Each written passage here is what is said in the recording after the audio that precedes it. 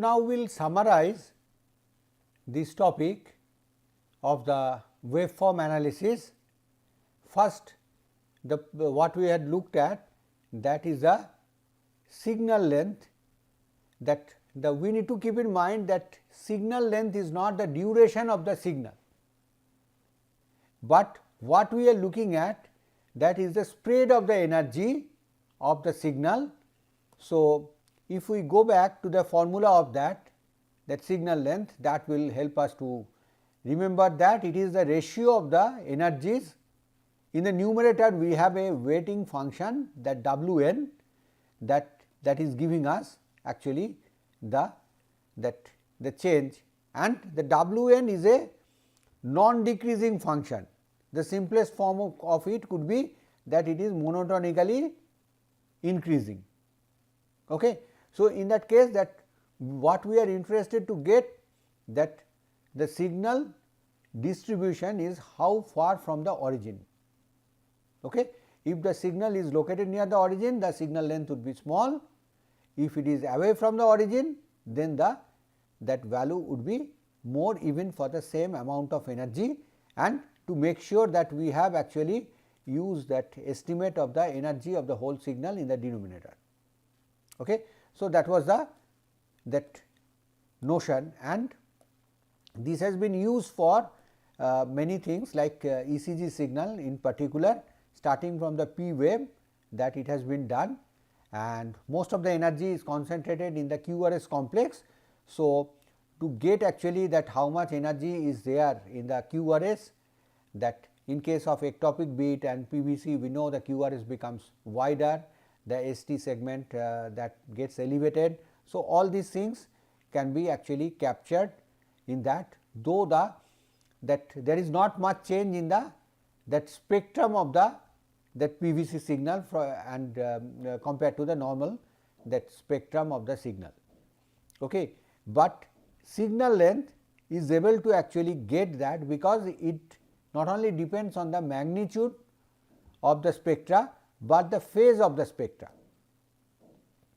So, that Murthy and Rangaraj suggested a technique that they let us look at that part from P to T wave, and what they have suggested to use actually MCP, and using that they have conducted an experiment where with the help of linear classifier they have shown that if we have taken the minimum phase correspondent, that we can get better classification here compared to that the signal, if we take the signal length, which also somewhat gives the separation. Now, here another part comes in that way, that is minimum phase correspondent or minimum phase counterpart, that MPC, that if we look at that MPC formula, that here we have given that if we compute that autocorrelation of the signal, and if we go to the septal domain, then we can, using this formula, we can get that minimum phase correspondent of that signal, but we need to keep in mind it is in the actually complex spectrum of the signal. So, we should look back that what was that how to get from the complex spectrum to that time domain signal. For that we need to remember that homomorphic deconvolution steps. Actually, the spectrum, when you look at it, is here that we have computed. So, after that the steps which are necessary, that we need to take, and even for computing that from the autocorrelation we need to come through this forward path. So, with that we have computed that the minimum phase correspondent, and at the end of it that we get the corresponding the time domain signal, which is of importance.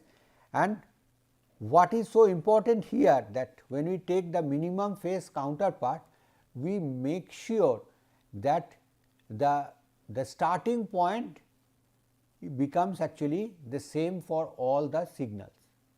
Otherwise, what will happen, that where we have taken the P wave, by a small error of that, will change the phase of that signal, and because signal length is very much dependent on the phase, it will be disturbed by that actually noise, and that is why we get, when we take the minimum phase correspondent, we get much better result compared to that the original signal. Okay. And then we have gone for that ECG wavelet analysis. The simplest form of it, if we take that here is the baseline say, and we are taking that P wave followed by the QRS complex, then T wave. We are actually interested in that, this is the duration, then this gives us the height, then the midpoint of the height we get, and what is the difference of it from that baseline, that gives us some actually way that how to describe that QRS complex or the properties of it. So, that was one of the suggestion for ECG waveform analysis. Then we have gone for envelope detection. So, first we have gone for synchronous demodulation, where we have assumed that we know that carrier signal, and not only the carrier signal frequency, but the phase of it. So, it is a bit synthetic kind of situation which will not get in practice. What we will get actually, that we get the signal there. So, I think in practice asynchronous demodulation would be more useful, and both the synchronous and asynchronous, they are assuming that it is a monotone kind of signal, only one strong actually that frequency is present and there is small variation around it, but in real life the signal could have actually multiple modes in the spectrum, that means multiple tones could be there.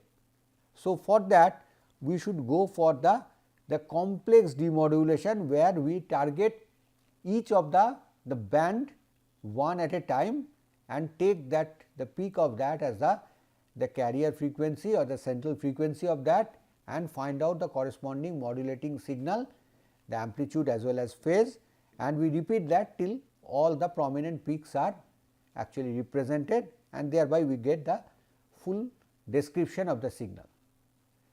Now, another technique is the envelogram, and that there are different motivation for that.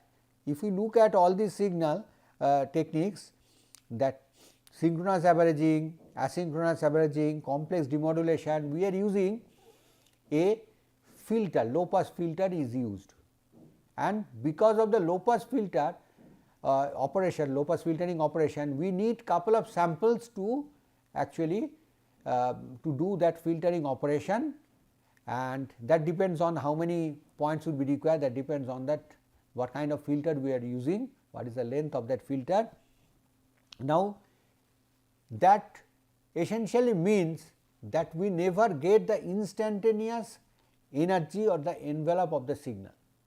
Now, if we are very particular about the time, we want the time resolution, then we need to think in a different way, and from that point of view the envelogram was suggested, where the Hilbert transform of the signal was computed, and that added up with the original signal, that the complex combination of that gives rise to analytic signal, and the amplitude of the analytic signal provides the envelope of that real signal.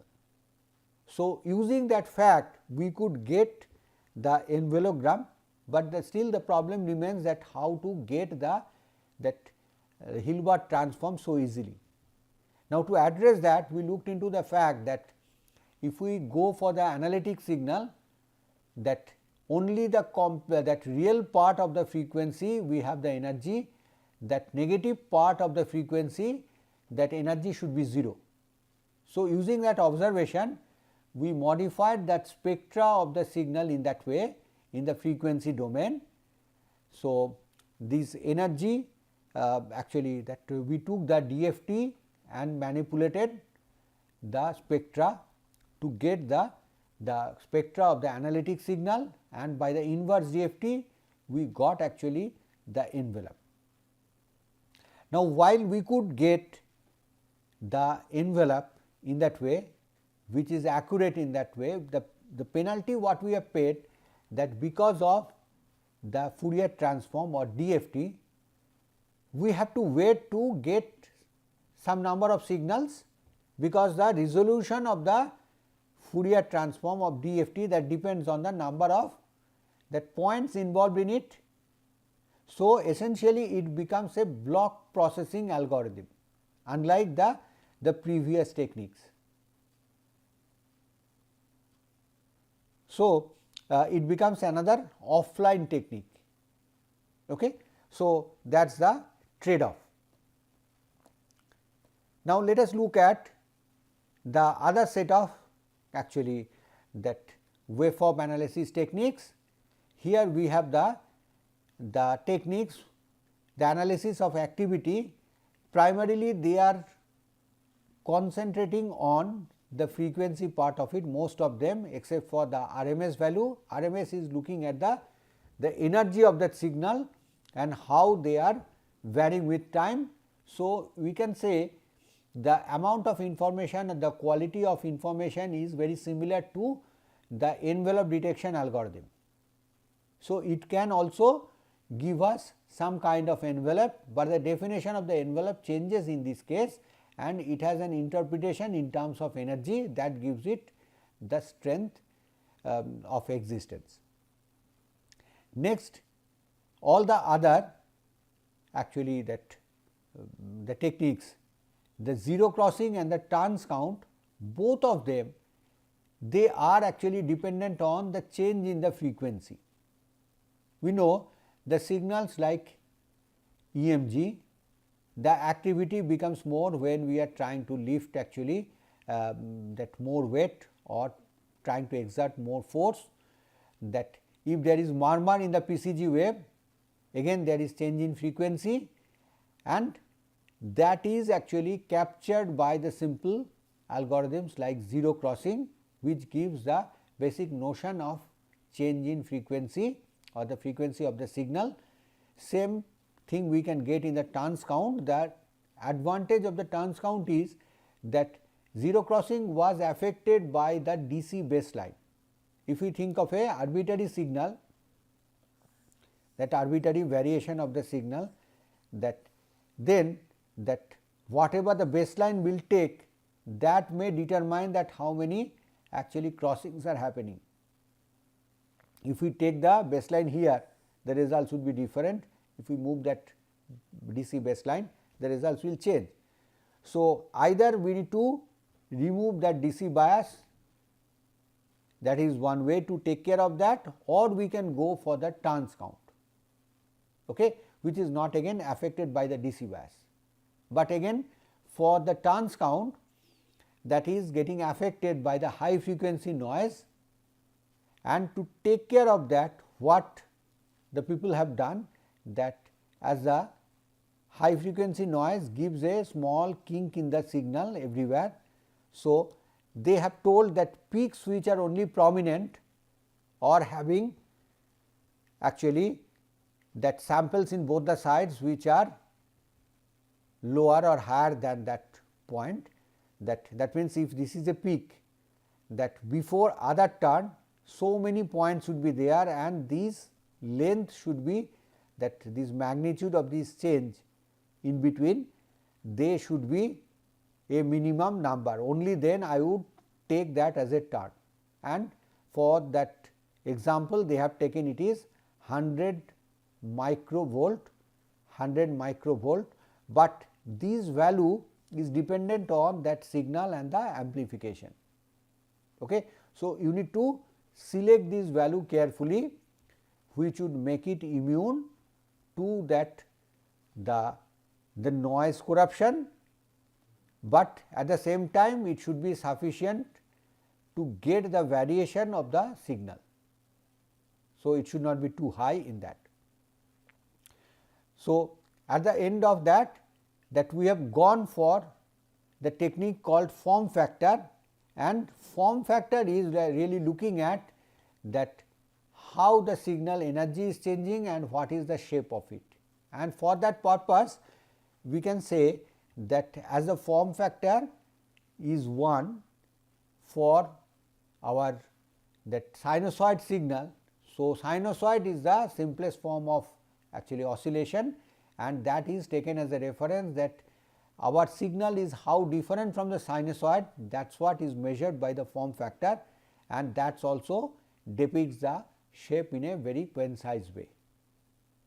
So, with that we complete this chapter. Thank you.